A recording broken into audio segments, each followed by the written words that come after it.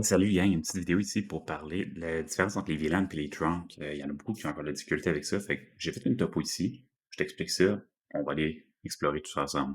Fait que j'ai quatre commutateurs, trois VLAN, trois réseaux, si on veut. Donc, j'ai les RH qui sont dans 52.10.0/24, 20.0 c'est pour les TI, et 30, plutôt 10.69.00, c'est le VLAN 30, fait que les clients. Euh, Trois commutateurs de couche 2 ordinaire, une core en haut.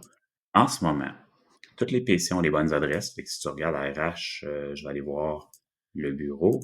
Tu vois que son adresse, c'est Windows 10.20. Elle a une passerelle par défaut. J'ai pas configuré de passerelle par défaut. Ben, de routage, encore rien. Mais pourquoi des VLAN? Pourquoi des trunks? Pourquoi la vie? Bon, OK. Si je te montre ici, toutes les PC ont des adresses pertinentes. J'ai rien configuré sur les switches. J'ai créé des VLAN, mais toutes les switches, c'est VLAN 1 partout. Si je regarde, là, euh, c'est ici, show VLANs, ben, tu vas voir l'assignation des VLAN. Tu vas voir qu'en ce moment, le VLAN 10, 20, 30 existe, mais toutes les ports sont dans le VLAN. Même affaire pour Switch 2, 3. Fait que là, qu'est-ce qui arrive si je m'en vais en simulation, OK? Puis que, avant d'aller en simulation, on va juste avancer le temps là, un petit peu. Bon, je m'en vais en simulation. Puis je m'en vais sur le PC des RH, puis j'essaie de faire un ping. Je me suis trompé. C'est pas grave, là. J'ai fait 192.168.20.1. C'est pas le même réseau que lui.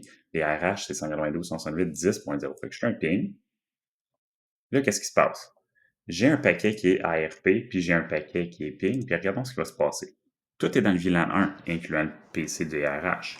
Le ping, ou le paquet ARP, la diffusion s'en va à la switch, qui l'envoie à tous ces ports admissibles qui font partie du même VLAN, parce que c'est ça une diffusion. Le port en haut, il est désactivé à cause de spanning tree, fait que là, c'est envoyé au PC RH ici, à la switch 2. La switch 2 l'envoie à tous les ports qui sont admissibles, qui font partie du même VLAN, tous les ports le reçoivent. La troisième switch, puis ça finit avec la Switch 1. Au final, tout le monde reçoit le mauvais ping du PC des RH parce que euh, il a envoyé un ping, puis toutes les ports dans toutes les switches sont dans le VLAN 1. Pourtant, on le sait, nous, le PC des RH n'est pas dans le même réseau que client, que TI. On le sait que quand tu envoies une diffusion, ça devrait être envoyé à tout le monde, ça devrait être envoyé juste à ceux qui sont dans le même réseau. Mais les switches, c'est stupide. Une switch est stupide, ça n'a pas de manière de savoir dans quel réseau tu es. Fait qu'on a besoin des VLAN pour ça. Fait que là, qu'est-ce qui arrive? Si je m'en vais sur la Switch, puis là, ce que je vais faire, c'est que je vais aller configurer les bons VLAN sur les bons ports. That's it. Fait que je vais juste mettre les ports des PCRH dans le VLAN 10, les ports des clients dans le VLAN 30, puis les ports des TI dans le VLAN 20. Je fais ça rapidement, j'accélère le temps, ça retrouve après, on va aller voir le résultat. Il n'y aura pas de trunk encore, il n'y a rien de changé. Le reste, c'est VLAN 1 partout. Right? Allons voir ça.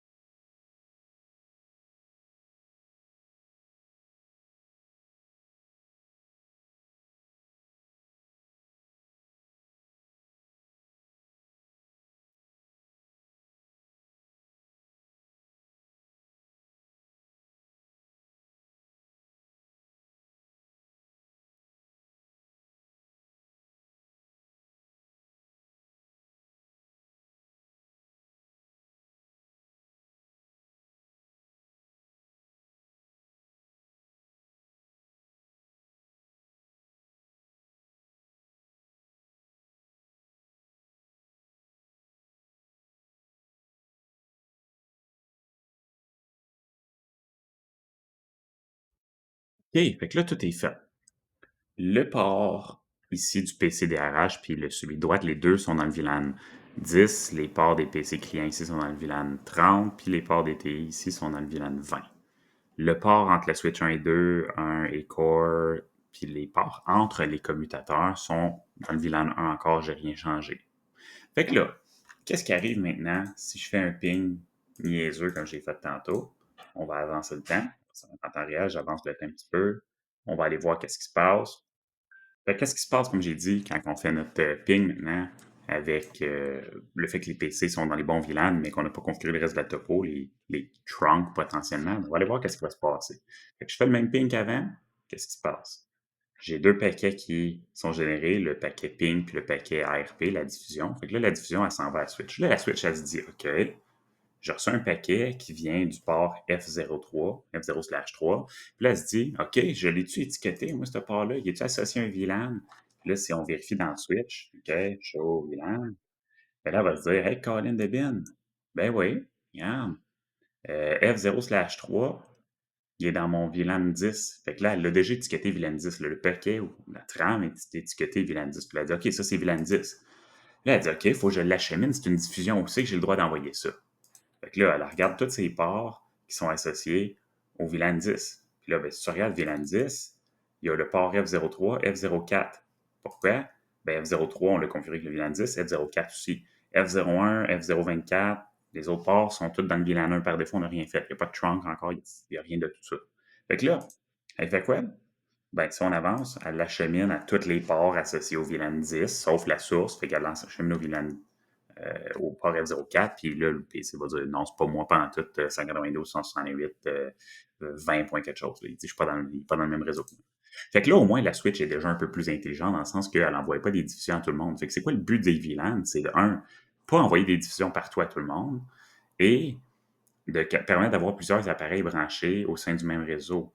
Puis là, tu vas, parce que tu sais, si tu regardes dans l'ancien temps, on va dire ça de même, tu n'aurais pas eu une topologie comme ça.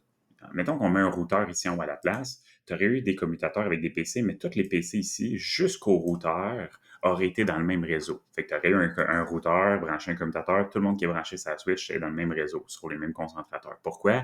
Ben parce que sinon, il n'y avait pas de façon de limiter les diffusions. OK, fait qu'on n'avait pas des réseaux complexes. Maintenant, sur le même commutateur, tu peux avoir 18 000 réseaux si tu veux. J'exagère, mais tu peux avoir plein d'appareils de différents réseaux. On pourrait mélanger client avec ARH, puis ils peuvent être partout, puis ils passent au travers des mêmes commutateurs grâce aux étiquetages de VLAN qu'on fait. Fait que là, on est capable d'avoir ça. Mais là, le problème qu'on a, c'est qu'on n'est pas capable de parler aux autres commutateurs. Fait que s'il y avait des appareils RH ailleurs, ou si on veut que les communications des PC ici puissent quitter le commutateur, il faut qu'il y ait des étiquetages du VLAN euh, en question ailleurs.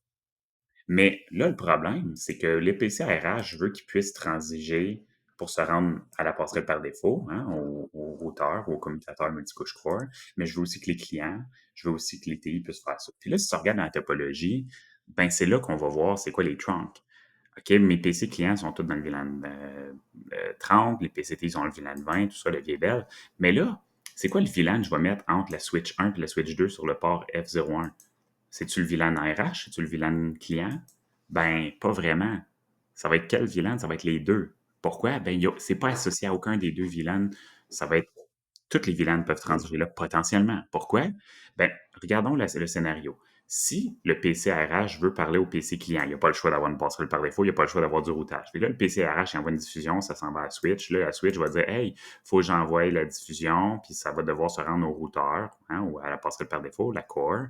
Puis là, elle va faire le routage, puis déterminer où l'acheminer. Puis là, ça va retraverser pour se rendre au PC client ou à l'appareil du second réseau ou du réseau de destination requis. Ben, on s'entend que sur le lien, le câble F024 vers F1 ou F1 et F1, sur tous les câbles entre les commutateurs dans la topologie présente, il pourrait avoir du trafic du VLAN 10, 20 ou 30 parce qu'il pourrait y avoir une requête qui part, qui s'en va vers la core, après ça, ça revient, puis ça traverse le même trunk. Fait que là, ce qu'on va faire, on va aller créer des trunks. On va juste laisser les trunks tels quels, on va les configurer les trunks. Comme ça va permettre au trafic de traverser le commutateur. Parce que là, en ce moment, le trafic, il est comme jamais là. Il ne peut pas se rendre nulle part. Puis là, on va voir que ça va fonctionner. Parce que là, si j'essaie sur le PCRH encore de faire ping 192, 168, 20.1, ça ne marche pas parce qu'il n'est pas capable de quitter. Il n'y a aucun autre port qui autorise le trafic du VLAN 10, outre que le port F03 et F04. Fait que là, je vais aller sur la switch, je vais aller configurer les trunks bien rapidement. Que je vais monter ça. Et je vais le faire une fois rapidement pour la switch 1. Tu vas pouvoir voir en accélérer le reste comme à l'habitude. Fait que là, qu'est-ce que je fais? Ben là, je vais aller faire interface F0/24. Je vais faire switch port mode trunk. OK. J'ai pas mis de VLAN autorisé, j'ai juste mis trunk. Puis, Après ça, je peux aller sur l'autre port et interface F0/1, Quick Port Mode Trunk, c'est des trunks. Fait que là, ça veut dire que vu que c'est des trunks, par défaut, tous les VLANs sont autorisés. Fait que là, le trafic devrait pouvoir traverser pour se rendre au prochain commutateur. Il faut que je fasse la même affaire du côté des autres commutateurs. Fait que là, je l'ai fait sur F01 puis F024. Il faut que j'aille le faire sur les ports F01, F024, F02 de la switch 2, F1, F2, F3 de la core, puis F2 puis F24 de la switch S3. Fait que je vais aller faire ça en accéléré, puis je vais aller faire les configurations du routage inter-VLAN pour que ce soit déjà fait ou réalisé, pour qu'on puisse voir le résultat de tout ça.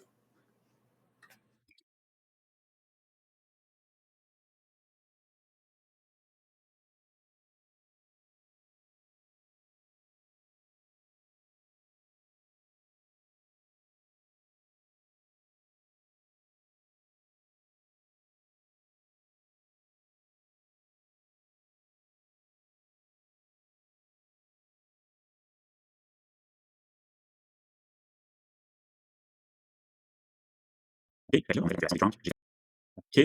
Fait que là, on a fait la configuration des trunks. J'ai fait la configuration du routage, j'ai juste créé les interfaces VLAN sur la core. Fait que là, tout est prêt techniquement.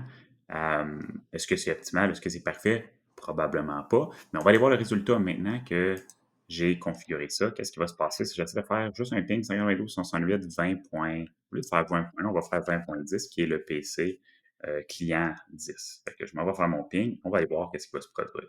J'ai encore une fois deux paquets, un paquet de diffusion, une requête RP, puis le paquet CMP. On avance, on voit que ça s'en va à la switch. La switch envoie la diffusion à tous les commutateurs qui peuvent recevoir la diffusion ou à tous les ports. Fait qu'elle l'envoie au port qui est dans le VLAN, aux autres ports qui sont dans le VLAN 10. Fait que le port F04 le reçoit parce qu'il fait partie du même VLAN que RH. Puis le commutateur l'envoie aussi sur le trunk F01. Pourquoi? Ben parce que c'est un trunk et on a autorisé tous les VLAN pour le moment. Fait qu'il va recevoir la diffusion. Pourquoi est-ce que F024 ne l'a pas reçu ici en haut? Ben, c'est parce que le port est désactivé. Tu vois la couleur orange. Le trunk est désactivé à cause de spanning tree. Ça, on en a déjà parlé dans d'autres vidéos où on va en parler plus tard. Donc, on oublie ça pour le moment. Le commutateur S02 l'envoie partout, à tous les ports qui font partie du VLAN 10, parce que c'est une requête qui vient d'un port étiqueté VLAN 10, puis qu'il l'envoie à F024, qui est un trunk qui autorise tous les VLAN, puis F02, qui est un trunk qui autorise tous les VLAN. Il l'envoie à aucun port de client. Fait pas besoin de l'envoyer au port de client en bas, parce que c'est étiqueté VLAN 10. La core, la switch 3 puis la core vont le recevoir. Puis là, la core finit par le recevoir, OK, légitimement. Puis qu'est-ce qu'elle fait? Ben, elle va répondre, puis ça va être une diffusion encore. Ça va finir par arriver au PC VLAN 20. Et après ça, la communication va pouvoir aboutir. Tu vois, là, au final, après toutes les diffusions, le paquet s'en va du PC vers la core, qui redirige vers le PC TI. Je pensais avoir pigné le PC client, mais j'ai pigné le PC TI. Ça. Tout ça pour dire que euh, le PC, ce qu'il est en train de faire, puis qu'est-ce qui se passe? Ben, au début, il ping. C'est étiqueté VLAN 10. Ça s'en va à la Switch l'envoie partout, VLAN, qui est étiqueté VLAN 10. Il l'envoie au PCRH. Ici, il l'envoie sur le trunk. Là, ici, on l'envoie aux deux trunks. Ici, on va l'envoyer au trunk. La core le regarde, elle dit Hey, tu veux parler à quelqu'un qui est dans un autre VLAN, il fait les calculs de routage, désencapsule, réencapsule, puis là, il va le réétiqueter avec un nouveau VLAN parce qu'il va l'envoyer à la destination, parce qu'on traverse un réseau comme un routeur. Fait qu'à chaque fois que tu passes de la couche 2 à la couche 3, on enlève l'étiquette du VLAN, puis on réétiquette avec le bon VLAN quand on l'envoie à la destination. Fait que là, en ce moment, le paquet, au départ, si on regarde le premier ping du PC, RH, le PC RH il envoie son ping. Seuls les PC ou les ports qui sont dans le VLAN 10 ou qui autorisent le VLAN 10 comme les trunks vont pouvoir le recevoir. Ça s'en va, ça traverse, ça s'en va encore. Et là, après ça, boum, ça s'en va au PCTI. Jamais de RH à TI direct parce que on ne peut pas acheminer un paquet à la couche 2 d'un VLAN à l'autre. Les commutateurs ne sont pas assez intelligents pour faire ça. C'est à ça que ça sert les VLAN, c'est à ça que ça sert les trunks. Mais là, il nous reste une étape à faire, une chose à faire importante. Si on regarde notre topologie ici, en ce moment, on va se mettre en temps réel. Présentement, j'autorise tous les VLAN sur toutes les trunks. Est-ce que c'est pertinent? Je ne sais pas. La logique, c'est quoi? Qu'est-ce qu'on devrait faire comme euh, analyse ou évaluation pour prendre cette décision-là? Ben, regarde les trunks, tu regardes le trafic qui devrait pouvoir y transiger. Fait que Logiquement, dans ma topologie ici, vu que c'est un triangle, est-ce que je veux seulement autoriser un VLAN sur un trunk? Je ne pense pas. Pourquoi? Ben regarde, si j'autorise juste le VLAN 10 et 20 ici, parce que ça c'est VLAN 10, ça c'est VLAN, pas 20, 30, là. Fait que 10 et 30, ben si jamais j'ai besoin d'acheminer du trafic parce qu'il y a un câble qui a brisé, tu sais, si ce câble-là casse ici, ça se peut que le trafic ait besoin de passer par là pour revenir. Tu sais, ça pourrait prendre toutes sortes de chemins. Fait que dans mon scénario ici, je ne devrais pas autoriser seulement le trafic un VLAN sur un trunk. Je devrais autoriser les 3 VLAN dans le scénario ici. Mais par contre, si je change ma topologie puis que je fais ça comme ça, ping, fait que là, en ce moment, on est d'accord. Là, il y a un point de faiblesse, c'est le commutateur en haut. Mais maintenant que j'ai ma topologie, elle ressemble à ça ici, que c'est plus un espèce de maillage complet, le résultat, c'est complètement différent. Là, le câble ici, le câble qui est qui est F01, le câble qui est à la droite, tout ce qui peut traverser ce câble-là, c'est du trafic qui est destiné au PCRH ou qui provient des PCRH. Est-ce qu'un jour, il va y avoir du trafic du VLAN 30 ou 20 ici sur ce câble-là? Impossible. Parce que qu'est-ce qui va se passer? Si tu regardes ma souris, PCRH veut pigner PCTI. Rentre dans la switch, étiqueté VLAN 10. Ça s'en va sur le trunk. La core fait ses calculs de routage, bing, bing, bing, bing, bing, bang. Puis elle dit, hey, je l'envoie au PCTI. Ça s'en va sur le trunk, c'est étiqueté maintenant VLAN 20, parce que TI, c'est VLAN 20. Ça s'en va au PCDTI. PCDTI veut répondre. Boum, on étiquette VLAN 20, ça passe sur le trunk, VLAN 20. Là, la core dit, ah, tu veux parler au RH? On enlève l'étiquette, on fait les calculs de routage, on réétiquette VLAN 10, puis on l'envoie ici. Fait que tout ce qui peut entrer ou sortir de ce câble-là, c'est VLAN 10. Tout ce qui peut entrer ou sortir de ce câble-là, c'est VLAN 30, client. Puis tout ce qui peut rentrer ou sortir de ce câble-là, c'est VLAN 20. Fait que ça aussi, ça peut avoir un impact sur les calculs puis la façon dont on va faire l'architecture de notre réseau pour réduire les domaines de diffusion puis le nombre de diffusions non pertinentes. Mais si je mets un PCRH sur le commutateur S2 ou que je mélange des PC entre les commutateurs, ben là, c'est sûr qu'il va falloir que j'autorise plusieurs VLAN par tronc. Mais l'avantage de seulement autoriser le VLAN 10 ici, 20, 30 ici et 20 ici, c'est que si le PCRH envoie une diffusion, pour parler à quelqu'un dans le VLAN 10, disons, dans le même VLAN que lui, ça va traverser le trunk, mais ça ne va pas aller plus loin que la core, ça ne va pas aller sur le câble ici. Fait que je te montre un exemple. Ce que je vais faire, je vais aller configurer rapidement. On a déjà vu les commandes, mais je vais aller faire en accéléré la configuration des 3 trunks restants pour seulement autoriser les VLAN pertinents, puis tu vas voir le résultat. Parce que là, si maintenant je le fais présentement, en ce moment, tous les VLAN sont autorisés sur les 3 trunks. OK? Je vais aller sur mon PCTI, mon PCRH, puis je vais faire ping 192.168.10.254. OK, c'est le même réseau que lui. Je vais aller me mettre en mode simulation. Je fais mon ping. Qu'est-ce qui se passe? Fait que là, j'envoie une diffusion parce qu'il veut découvrir c'est quoi l'adresse. Il envoie ça à la switch. La switch, elle dit, hey, moi, j'envoie ça à tous les ports qui font partie du VLAN 10, fait qu'il l'envoie au PCRH, puis il l'envoie aussi à la Corp. Là, la Corp fait quoi? Elle l'envoie à tout le monde qui fait partie de ce VLAN-là, ou tous les trunks qui l'autorisent, ce VLAN-là, 10, puis c'est du gaspillage. Ça n'aurait pas dû traverser. Là, je m'en vais configurer les trunks pour seulement autoriser VLAN 10 à gauche, 30 au milieu, 20 à droite. On regarde le résultat.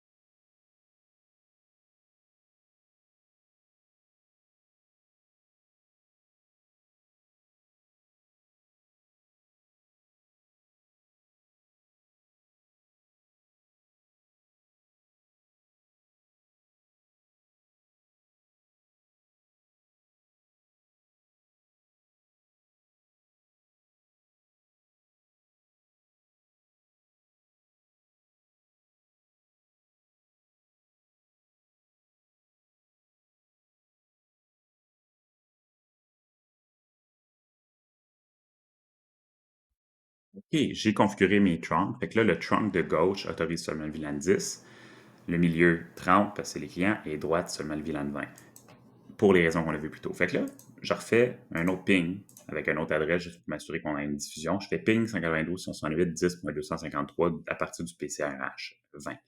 C'est quelqu'un dans son réseau, il n'existe pas, c'est juste pour simuler. Je fais mon ping, qu'est-ce qui va se passer?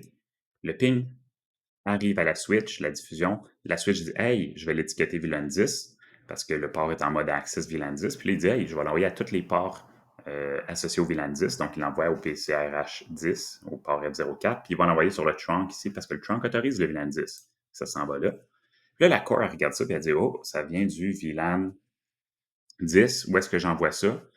Ben là, le trunk ici autorise pas le VLAN 10. Puis le trunk ici autorise pas le VLAN 10. Fait que le paquet s'en va pas plus loin. Aussi simple que ça. Fait que si on regarde, OK, en temps réel, regardons les paramètres, and, show, interface trunk. Il y a un trunk ici, puis le trunk autorise seulement le VLAN 10. Si on regarde du point de vue de la core, show, interface trunk, ben là, tu vois, le port F01 qui est à gauche autorise le VLAN 10, port F02 qui est au milieu autorise 30 et F03 autorise 20. Comme ça, les diffusions qui viennent des différents réseaux ne traversent pas. Encore une fois, c'est sûr que le résultat aurait été différent. J'aurais autorisé différents ou plus de VLAN sur les trunks s'il y aurait eu des mélanges entre les PC puis qu'il y aurait plusieurs VLAN sur une seule switch, mais dans ce cas-ci, non. Fait que tu comprends maintenant un peu mieux pourquoi les trunks, pourquoi les VLAN, euh, puis le lien avec la couche 3. J'espère que ça t'a donné un coup de pouce. On se retrouve dans une prochaine vidéo. Salut!